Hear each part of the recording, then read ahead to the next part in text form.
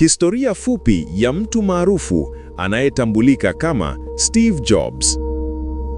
Steve Jobs hakuwa mtu wa kawaida shuleni. Alikuwa na mawazo mengi, lakini hakupenda mfumo wa shule. Hatimaye aliacha chuo kabla hajamaliza masomo yake. Kwa kipindi fulani, maisha hayakwenda kama alivyotarajia. Kampuni aliyosaidia kuanzisha, Apple, ilifanikiwa, lakini cha kushangaza ni kwamba alifukuzwa kwenye kampuni yake mwenyewe. Kwa watu wengi, huo ungekuwa mwisho. Lakini kwa Steve Jobs, ulikuwa mwanzo mpya. Aliamua kuanza upya. Akaanzisha kampuni nyingine Next, naye akawekeza kwenye kampuni ndogo ya uhuishaji iliyoitwa Pixar. Wakati huo, watu wengi hawakuona thamani yake. Miaka ilipita. Apple ilipata changamoto kubwa na ikaamua kumrudisha Steve Jobs.